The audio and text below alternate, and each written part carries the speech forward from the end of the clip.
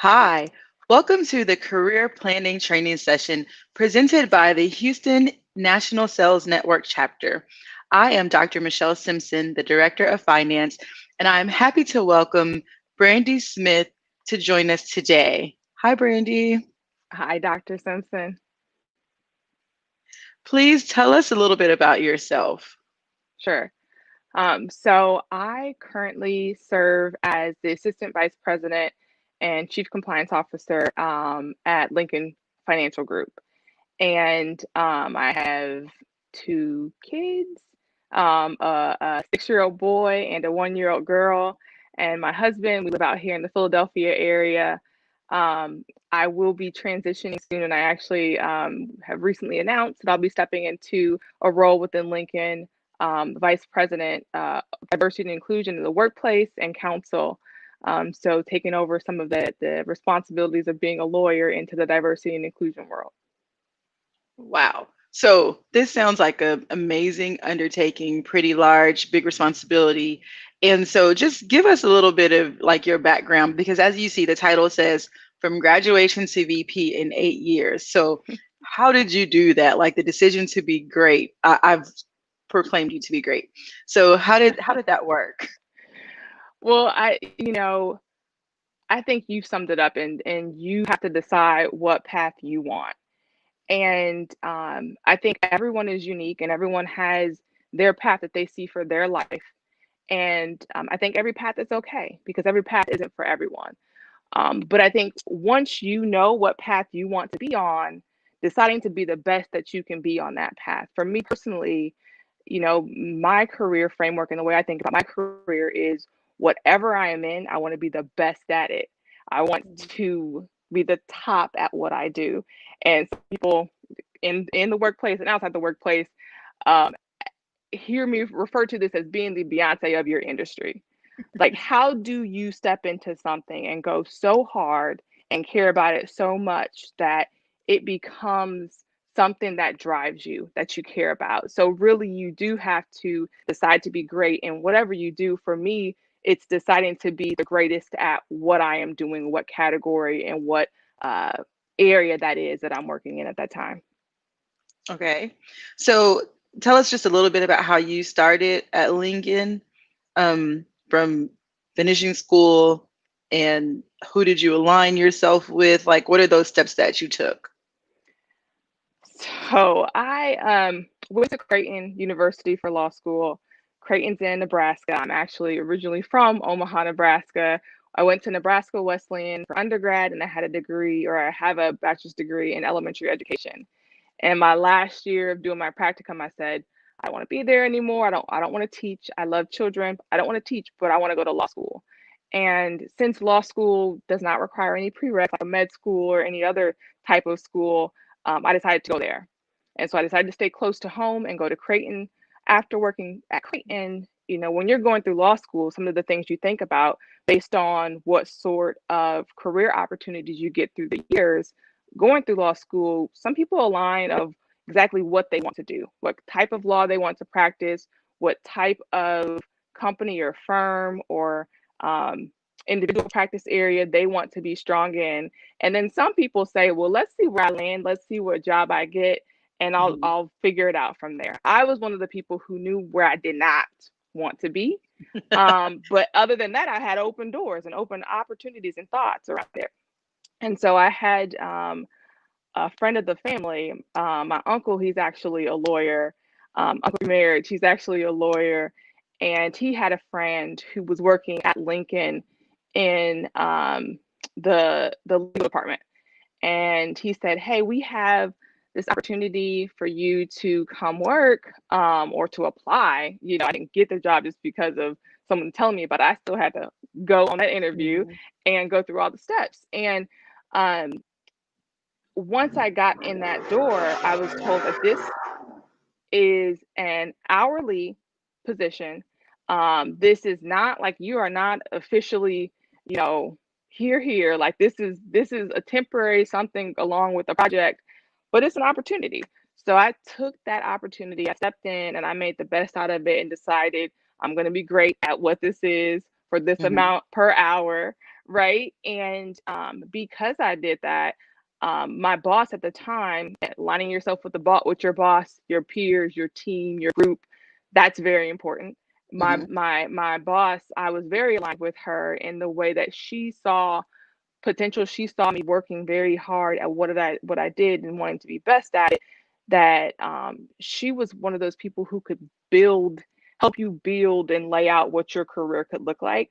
Mhm. She was also one of those people who, and I'm sure she still is, but while she was my boss, one of those people who will help you really um, not feel bad about pouring into yourself, not feel bad about having development as one of your goals for the year is to Mhm. continue to develop myself.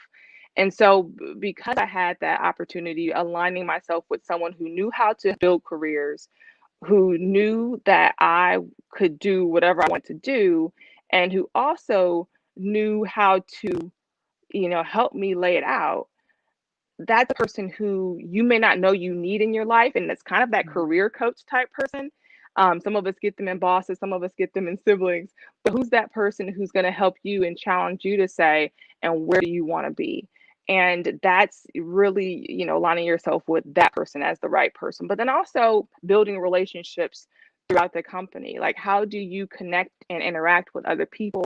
Mhm. Because people like people who are good people, who work hard, and who are nice. So how do you align yourself with everyone you can, whether it's the janitor, whether it's the CEO? How do you let people know who you truly are when you're walking through the hallways of that Mhm. workplace? So something that you said though, when you said you were in an hourly position and you did that so well that you were noticed and then you were kind of picked to move forward. And I think that is one mistake that a lot of people make. It's like, well, when I get great, I'll be great. Or, what is it? What is it? Why are you not great until you have to be great? Or something like that. We've Right. heard the song. And so you made that decision that in everything that you did, no matter what it was, if you were at the bottom level, you would do it with the best. You would have the Beyonce mentality. And then you progress on to the next step. And so now you have this one mentor, I will call her, even though she was your boss, she still served as a career mentor. And then she kind of helped push you to get to those next steps and those next levels. So, kind of talk about the next level and those steps and what research you did to kind of move yourself along. So, number one, you have to know where you want to go, or I knew where I wanted to go. Not 5 years down the road, not, at the end of my career, like that, what do you want to be when you grow up question. But really, I knew the next step. I understood that I had to have a different level of understanding of a lot of stuff. And I had to be able to think in a lot of different ways in order to move to the next level. And a lot of people, their companies have this. I know my company has it. There's usually a book or a guide or a frame post into which they look at you being at a certain level. They use certain words that show that is they put a lot of time and thought into what a leader at a certain level looks like. And there are books and books and guides around that, right? So it's not that any company is making it up from scratch. This is proven fact of what it takes sometimes, or what evidence you can prove to show that you are at that level of leadership. And so once you understand that, you can lay out, what is that next step for me? How do these things align? These things that this company is saying is important as a leader, how does that align with what I do? And where are the gaps? Where are these big areas of thinking or practice or discipline that I don't Mhm. have personally that I need for that next level? And once you know that, you can take that understanding, that framework, and you can apply it to everything. Another thing that um, I think you really have to do is understand not in state, but mid state. And if that means you are going to take lateral positions, you're going to take moves or chances. And you have to put that in your framework. You have to put that in your document. And I say document because it's one thing to think about it, talk about it, It's Mhm. another thing to sit and, kiki and ha around how great you're going to be in the future, and like manifest it with your friends and your coworkers or whoever it may be. But it's another thing to put it down on paper. It's Mhm. another thing to treat what you're doing like your personal strategic plan and your brand plan. And that's one of the things that I've learned in my company, is that there's always a strategy. There's always a plan document laid out.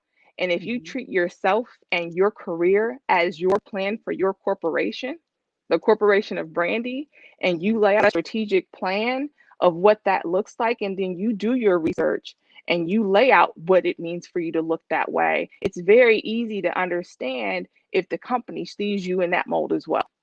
So, does your thought, vision, your level, your energy level, even your what you're giving off to other people, your vibe, does it align with what the company values at their core, at their foundation? And then also those hard strategies, those baseline requirements that they see in a leader in a company. So let's talk about you a little bit more specifically for your steps. So you went from the hourly position, Mhm. and then what? So I went from the hourly position, and then I came in as a full-time employee, right? And I focused on so many different categories of things. And when I say focused, I mean I was included, and that's also aligning yourself with the right person. My Mhm. boss at the time said, I want you to take in as much as you can.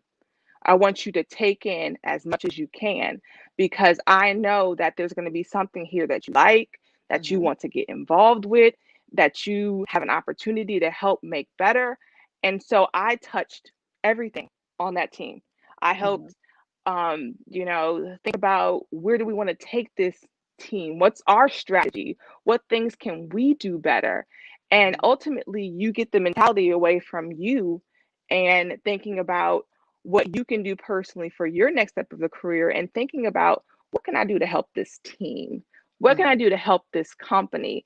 Because this team, because you have someone who you've aligned yourself with these people who support you, this team does support me. They see me, they hear me, they believe in me. And because of that, you know, I I feel free. I feel like I can voice my opinion Mhm. because it's going to be heard. I feel like I can grow. And so I feel like that is really how um, you do that part. Yeah. So now you've gone from, you're in a full-time position, and I imagine you've had to interview. It wasn't like just from the very beginning you had to interview for that position, even though someone recommended you. Um, Now it's time Yeah. for a promotion, and it's time for another promotion, and it's time for another promotion. How did you do that? What are some of the do's and the don'ts? How did you prepare yourself for that and get yourself ready? Yeah. So I always took my interview serious. And yes, you are correct. I had to interview for my jobs. Mhm. They weren't just handed to me. The first interview for the company, even though it was an hourly position, I took it just as serious as if they were paying me $1 million a year. I mean, I walked in there with the same confidence, the same preparation, the same pride as I would if it was Mhm. that sort of role. And I took it so serious that I went on the interview the day before my wedding. Like, the day before my wedding, they were like, "Your interview is on X date," and I was like, "Okay, yep, I'll be there." What time? And I didn't think twice about it, because as I was entering my relationship with my husband, I was entering the relationship with my other partner, my career. Mhm. And I don't think people understand the parallels between the two, but you spend so much time at work that it really is your boo. Like, Your side boo, your real boo. your job, right? Um, but really it's and I got off a little bit track there, but really the interview piece, I stepped into that interview ready to go. I stepped into Mhm. every interview ready to go. But I've also had the opportunity to participate in so many interviews, whether people are coming in the company or whether people are interviewing for other roles. And one thing I know is that you can definitely tell when someone's prepared. You can Mhm. tell when they care about the company, when they researched the company, when they know a little something about what they Mhm. should know for this role versus when people don't.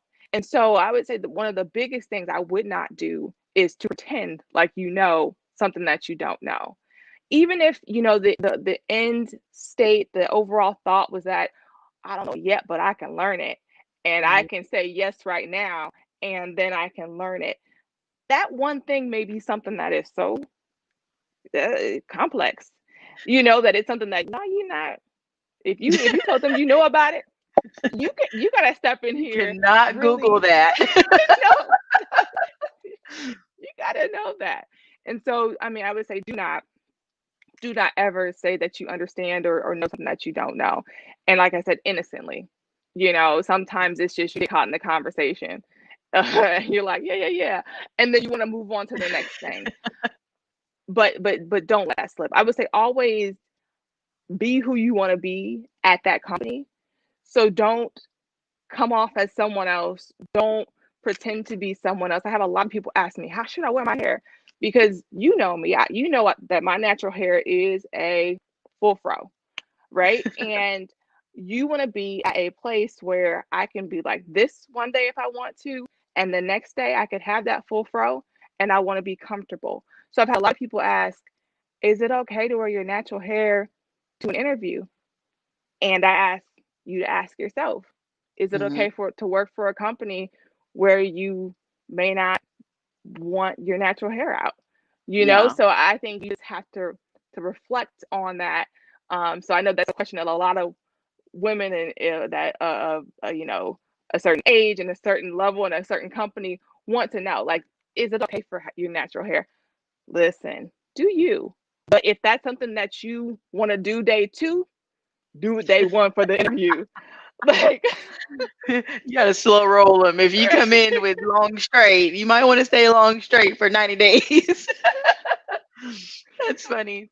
But Yes. it's really true. And so then another question, like talking about the interviews of do's and don'ts, because you've been on both sides. You've been the person, being interviewed, but then as an interviewer, because some people may be Yeah. watching this and they're already in the management position and they are the person that is conducting interviews. What are some of the do's and don'ts as a manager that you would Oh see? my gosh. Know what you're looking for. Know your non-negotiables. And also know the people that you have on your panel. Understand where they may have blind sites. Understand what strengths they can provide you in feedback, and have those conversations with them before you have this panel. So, Dr. Simpson, I know you are very good at XYZ. I would love for your interview to focus on XYZ. Don't come to me with feedback on ABC. I don't want to care. I don't, don't bring me the feedback that I don't want to come from your area. But at the same time, just understanding what it is you want this person to do. Hmm. So if you have a list of 5 things, and this person has this one thing, and they have an amazing personality, and you have this connection, and you can tell that they can get it Hmm. if they tried really hard. You have to then stop and ask yourself, do I have the time to pour into this person? Or am I bringing them in to set them up, not maliciously, but Yeah. is this really for them yet? And or do you need someone to step in and hit the ground running? Do you need someone who can day one go to a meeting with you, and you guys can work it out and figure it out, right? Mhm. And so I think that as a manager doing interviews, you got to know the gaps. You have to know what those alignments are, and you have to know what you're searching for. You're going to end up with someone that down the road you're like, but they're a really good person, and that's about it, right? So you, Like you there. really have to take pride in thought and be thoughtful around what you want this person to do, and because of those things that you want this person to do, are there any non-negotiables in what I need to include in this job? So now, um, with the diversity and inclusion aspect of it, and so in this new role that you're stepping in, and you have, you're also the counselor, so you're the lawyer and diversity and inclusion. How does that kind of intersect? How does some of that maybe play in the interview process, the selection of candidates? Because we're just in a different world right now. The world is more keenly aware of all of these things that takes for us to work together, and unifying kind of, and not just as a country, but just even in the workplace, because the diversity of thought is being valued. Yeah, so I think that if you want to work for a company, an entity, a nonprofit, whatever it may be, and you want to go somewhere where now you understand where they stand, what they've done, it's okay to ask that in an interview.